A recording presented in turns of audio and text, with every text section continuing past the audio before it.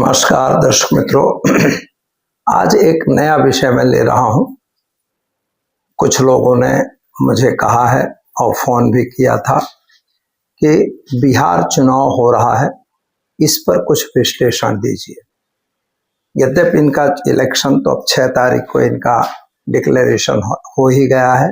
2 चरणों में चुनाव होने वाले हैं और इनमें ग्रहों की क्या चाल रहेगी और किस तरह से इनको ग्रह हेल्पफुल होंगे यह हम देखेंगे। मित्रों, एक बात याद रखिएगा, 2 चीजें इंपॉर्टेंट होती हैं। सबसे पहले आपके ग्रहों पे कुंडली जो होती है तो कुंडली देखी जाती है। जैसे कांग्रेस की कुंडली की स्थापना की अगर बात करते हैं हम, तो उनकी मीन लग्न की कुंडली बनती है और जबकि उनका जो चंद्रमा होता है वह चंद्रमा कन्या राशि का होता है शुक्र के साथ 7th हाउस पर। जबकि बीजेपी की कुंडली में मिथुन लग्न होता है और उनका चंद्रमा वृश्चिक राशि का है जो वास्तव में 6th हाउस पर बैठा हुआ है। यहाँ पर हम जो गोचर की बात करेंगे, आज हम आपको केवल बात विश्लेषण करेंगे कांग्रेस की कुंडली का, और साथ में वहां पर तेजस्वी यादव जो हैं उनको मुख्यमंत्री पद का उम्मीदवार बताया गया है इंडिया अलायंस की तरफ से। और इंडिया गठबंधन की जो कुंडली बनती है वह अलग कुंडली है। यद्यपि इंडिया गठबंधन की कुंडली थोड़ी स्ट्रॉन्ग है, मजबूत है, यानी इन लोगों के लिए फायदेमंद दिखाई दे रही है। हवा और जुआल से हमको कोई लेना देना नहीं, हम किसी भी पक्ष के पक्षधर नहीं हैं, न तो कांग्रेस के हैं न बीजेपी के हैं। हम एज ए एस्ट्रोलॉजर न्यूट्रल हम आपको बात करेंगे। यहाँ पर 2 बातें होती हैं। हस्त नक्षत्र का जो कन्या राशि और हस्त नक्षत्र कांग्रेस का बनता है, और यहाँ पर जो मंगल है वह अनुराधा नक्षत्र का और वृश्चिक का मंगल होने जा रहा है। और गुरु की दृष्टि यहाँ पर जो मेन इंपॉर्टेंट क्या बना हुआ है कि मंगल है वह द्वादश कुंडली के अंदर अगर देखें भारतवर्ष की कुंडली में, तो वह मंगल की महादशा से काम कर रहे हैं और उनकी स्थिति के हिसाब से इनका जो गुरु है तो कर्क राशि में आ चुके हैं। कर्क राशि में गुरु का जो गोचर है वह बहुत ही इंपॉर्टेंट है। जहां दोनों कुंडलियों में अगर देखा जाए तो गुरु का गोचर सबसे बड़ा इंपॉर्टेंट भाग लेगा। और गुरु का गोचर जो है इनके पराक्रम में बैठ रहा, मैंने 5म भाव में बैठ रहा है, और गुरु का गोचर हमें भाग्य को भी देख रहा है।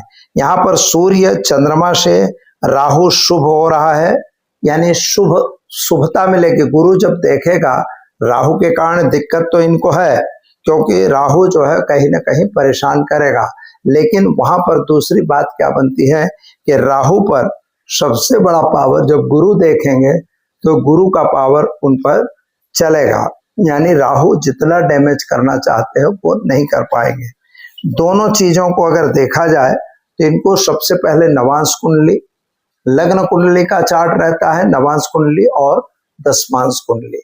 नवांश और दशमांश दोनों कुंडलियों का अभ्यास हमने किया है और उसके हिसाब से दिख रहा है कि नवांश कुंडली और दशमांश कुंडली और साथ में इनकी जो लग्न कुंडली है और गोचर की आज की कुंडली, यानी गोचर की कुंडली और लग्न की कुंडली और साथ में उनके जो दशमांश बन रही हैं, इन तीनों कुंडलियों में कहीं न कहीं गुरु, मंगल और गोचर के जो ग्रह हैं वह गुरु का योग कारक बन जाता है। और गुरु सबसे इंपॉर्टेंट पार्ट मुझे देखने में आया है कि सबसे ज्यादा हेल्पफुल गुरु रहेगा।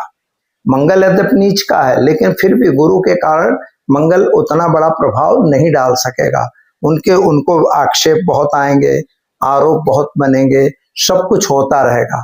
तेजस्वी की भी कुंडली अगर देखी गई है तो उनकी भी कुंडली में यही स्थिति बन रही है। तो जो इनकी गोचर की कुंडली बनती है वह तेजस्वी की जो कुंडली है उसकी भी गोचर की कुंडली और नवांश और गोचर का नवांश यहाँ सबसे बड़ी बात है कि गोचर का नवांश और वो दोनों एक हो रहे हैं, बहुत सही सटीक बैठ रहे हैं कि जिनमें गुरु चंद्रमा जो राज्य का कारक बन रहा है, सूर्य भी उनको मदद कर रहे हैं जो 9वें भाव में युति कर रहे हैं। तो ये युति और प्रतियुति की जो कुंडली बन रही है, तो दोनों और पक्षों की कुंडली देखने से एक बात अवश्य पता लग रहा है कि इनकी स्थिति तो मजबूत दिखाई दे रही है। किसी भी प्रकार से अगर देखा जाए तो इनके यहाँ विपरीत राजयोग भी बन रहा है। कांग्रेस की कुंडली में भी विपरीत राजयोग बन रहा है। वहां तेजस्वी, क्योंकि तेजस्वी के लोगों ने अपना मतलब वो माना है नेता, तो वहां पर वो अवश्य उनकी कुंडली मजबूत दिखाई दे रही है।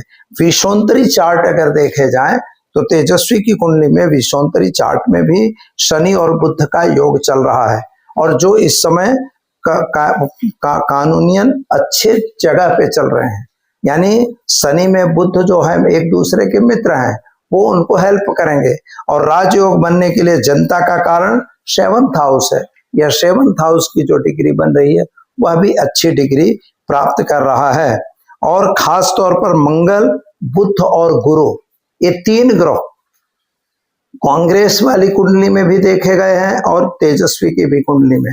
यानी ये तीनों ग्रह गुरु, मंगल, बुध और गुरु सबसे बड़े कारण बनते हैं। और यही कारण है कि ये दोनों ग्रह कहीं न कहीं, तीनों ग्रह इनकी जो युति बन रही है, और यहाँ पर जो महादशा चलेगी, योगिनी दशा में मंगल की योगिनी दशा चल रही है, उसमें बुध चल रहे हैं और बुध में गुरु चल रहे हैं। तो गुरु मदद में आ गए। गुरु उच्च के हैं, कर्क राशि के हैं, तो ये भी हैं। तेजस्वी की भी कुंडली में गुरु उच्च के बन रहे हैं, उनमें भी मदद करेंगे। यानी गोचर के कहीं न कहीं, और 6 तारीख को इनकी जो इलेक्शन का मेन पीरियड है 6 को, इसके बाद जो दूसरा इलेक्शन है 10 या 8 या 9 को है, तो उस तारीख में भी इनके लिए वह कार्य अच्छा रहेगा। ये ग्रहों का गोचर बदल नहीं रहा है, नहीं बदलने के कारण इन लोगों को सत्ता का लाभ मिल सकता है। मैं दोनों की कुंडली का अभ्यास करके एक बात पर निष्कर्ष आता है कि बिहार में कहीं न कहीं सत्ता परिवर्तित होती हुई दिखाई दे रही है। जैसे भी होगा, लेकिन सत्ता वहां परिवर्तन होना चाहिए।